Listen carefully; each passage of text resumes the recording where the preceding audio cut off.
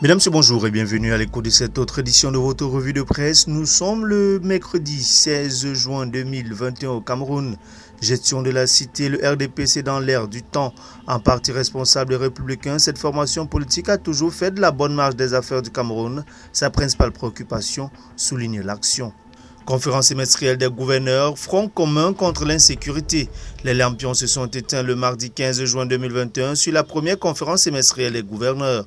Comment concilier décentralisation et préservation de l'ordre public à l'heure où le Cameroun fait face à des menaces multiformes? C'est autour de ce centre d'intérêt que le ministre de l'administration territoriale, Paul Atangandji, a conduit les débats pendant 2 jours à Yaoundé, rapporte Tribune d'Afrique. Insécurité, grand banditisme, désordre urbain, repères parlent de la peur qui gagne le pays.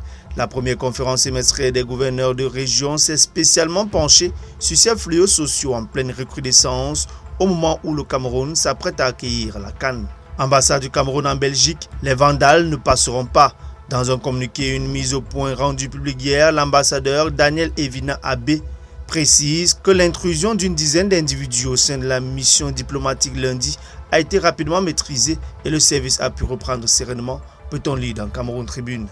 Tuerie dans le Nozo, l'ONU épingle les sécessionnistes. Le représentant spécial du secrétaire général des Nations Unies, François Loucenifal, dans son rapport présenté le 7 juin au cours d'une réunion du Conseil de sécurité, les tient pour responsables de la recrudescence des massacres dans les régions du Nord-Ouest et du Sud-Ouest. Relais Info Matin.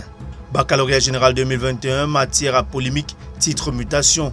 Les épreuves de mathématiques, géographie et éducation à la citoyenneté ont été élaborées sur la base d'une approche pédagogique qui n'est plus en vigueur. Jacques-Jonathan Niem, économie du Cameroun, focalise son attention sur cet avocat d'affaires engagé.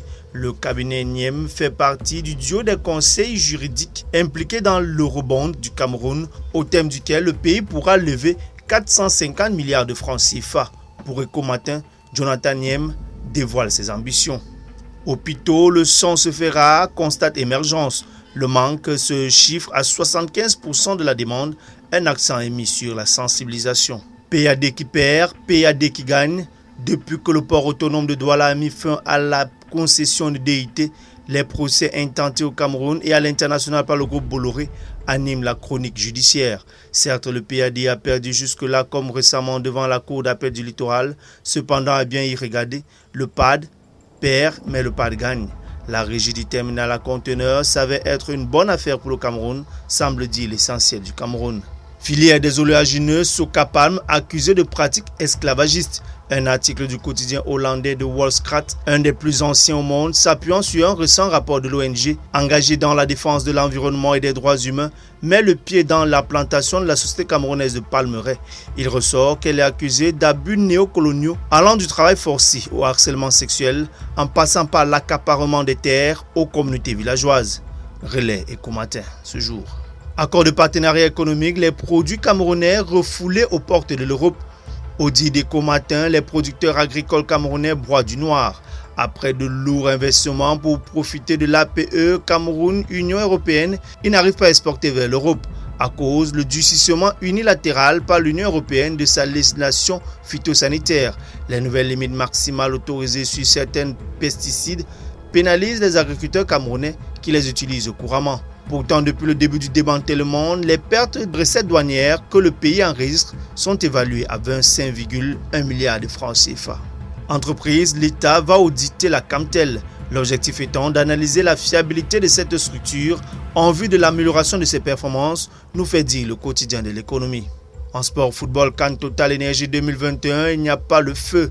La fin de mission du secrétaire général de la CAF hier a définitivement balayé les doutes consécutifs au rapport de la cérémonie de tirage au sort. Rendez-vous a été pris pour la première quinzaine du mois d'août. En attendant, un bureau dédié de la Confédération a été inauguré hier à Yaoundé par Véron Mosengo Omba, qui n'a pas tari d'éloges sur le niveau de préparation du Cameroun, souligne Cameroun Tribune. Le tirage au sort en août, c'est l'une des résolutions prises à l'issue de la mission de travail d'une délégation de la CAF avec à sa tête son secrétaire général et le Kokane à Yaoundé laisse entendre le jour. Mesdames, Messieurs, merci infiniment de votre aimable attention. Bon chute de programme à tous. Rendez-vous demain jeudi pour la 4e production de la semaine.